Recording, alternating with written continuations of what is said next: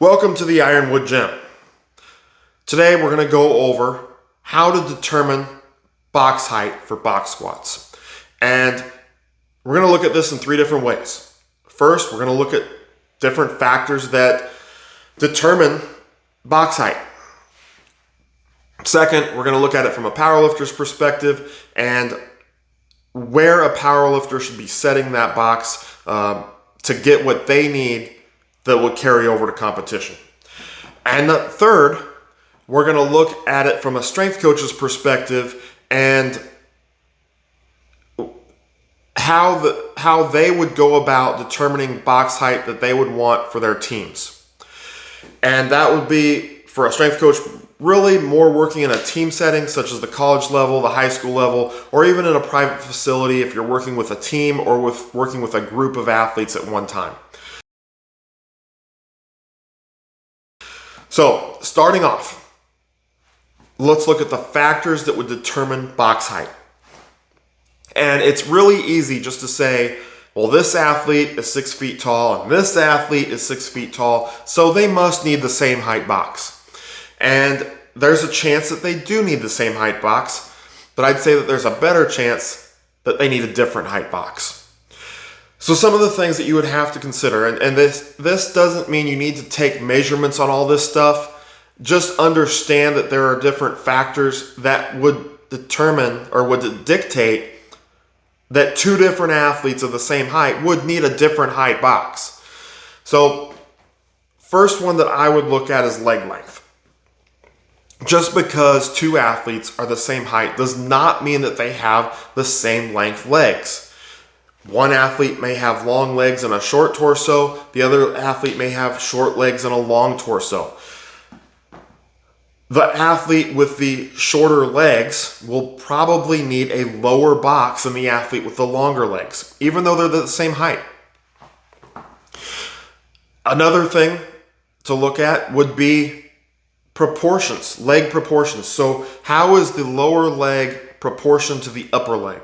So if you have an athlete that has longer legs in proportion to the upper leg versus an athlete that has shorter lower legs in proportion to the upper leg, the athlete that has the longer lower leg in proportion to the upper leg will need a higher box than the athlete that would have a shorter lower leg compared to the upper leg. Now that doesn't necessarily mean that the lower leg is longer than the upper leg and the lower leg is shorter than the upper leg. It just means that in comparison, so let's say both athletes have legs that are 36 inches long. One athlete has an 18-inch or a 16-inch lower leg and a 20-inch upper leg. The other athlete has a 15-inch lower leg and a 21-inch upper leg. So both of them have longer upper legs, but one athlete has a lower leg that is an inch longer than the other one. So that athlete with the longer lower leg would actually need a higher box than the athlete with the shorter lower leg. Sounds a bit confusing when I spit it all out there, but just know that not all legs are created equal. Some athletes' legs are proportioned differently, and that will determine or that will dictate that they need a different height box if you want them all squatting to a parallel box or to a box that's 1 inch below parallel. Another factor would be how wide do you want their stance? So if you want the athletes to have, or if you don't care and you have the same height athletes, same proportion lower legs, so normally they would need the same height box, but one athlete comes up with a close stance, the other athlete steps up and uses a wide stance, the athlete with the closer stance could probably get away with a higher box and hit parallel before the athlete with the shorter box. He would need, or with the wider stance, the athlete with the wider stance would need a lower box. Another way to look at that would be an athlete with a wider stance is going to have a shorter range of motion compared to the longer stance. So therefore, when the box, he wouldn't reach parallel quite as soon. He would need a lower box to get down to that same height. And that would also go for, if you always want them to be squatting to a perfect parallel, crease of the hip, even with the top of the knee. That would also go if you have them utilize, the same athlete utilize different stance. So if they use a close stance one day and a wide stance the next day, chances are one of those days are going to be higher than the other day as far as their squat depth. So those are just a few different, or one more that I want to cover. And I may be missing some. I just want to point out the fact that height alone does not determine that two athletes are on the same height box. So the fourth one that I want to hit is thickness, okay? Muscle thickness. So is the one athlete have very thick, meaty upper legs, especially in the glutes and hamstring area, but even in the top of the thigh, because that will raise that crease of the hip, compared to another athlete that is very thin, has a very thin build. They have very thin legs, not a lot of meat there. So that athlete with the thicker legs, given that all proportions and heights are equal, that athlete with the thicker legs will actually need a lower box if you want their box heights to be equal in regards to crease of the hip to the top of the knee. The thicker they are, the more cushion that they're going to have between the bones and the box. So if you want them to get to parallel with that extra cushion, you're going to have to lower the height of the box. Okay, so those are 4 ways that would determine that two athletes of the same height would not need the same height box. Okay, and again, my main point here is that not all athletes, not all lifters are going to need the same height box just based off how tall they are. Okay, so if you want them all squatting to the same height, whether that's perfectly parallel, an inch below, an inch above, if you want everyone at this equal in that regards, then you're going to have to take the time to set different height boxes based on each athlete's individual peculiarities or their proportions or limb lengths or whatever the case may be. So now let's look at powerlifters. Okay, with powerlifters, in competition, I don't think it matters what federation you compete in. Your crease of your hip has to be below the top of the knee. Now, it doesn't matter how far below. 1 millimeter should be legal depth. 1 millimeter below should be legal depth in any federation you lift in. Now, we know that some federations are more strict and require you to go beyond that level, and some federations are pretty lenient and don't require you to get to that level. But according to the rule book, you want the crease of the hip to be below the top of the knee. So I'm going to go over equipped powerlifting first, and I'm going to go over raw powerlifting. For equipped powerlifters, I would set the box perfectly parallel, okay? Perfect. So where the crease of the hip is exactly at the same height as the top of the knee. No lower, no higher, okay? And that's your main box. That's going to be your base height box that you use all the time. Sometimes you are going to squat with a lower box for different reasons. You may even want to toss a high box in there at times to get an overload effect. But your base level box that's going to be, that you're going to use most of the time, I would set it perfectly parallel, and I use that all the time. Crease of the hip exactly at the same height of the knee. The reason being is that when you're squatting with gear not on the box, you're going to feel that equipment start to bunch up in your hips, okay? Typically, in my experience, and I never, other than one time, I didn't wear briefs and a suit together. I only wore the suit. But for me, when that really started to bunch up in my hips, that's when I was getting very close to parallel, and I didn't need to worry about having a box lower than that, because I wasn't going to sink my squats super deep in competition. Early on I did, but later on I was hitting perfect depth or just slightly below perfect depth, so I would get 3 white lights. So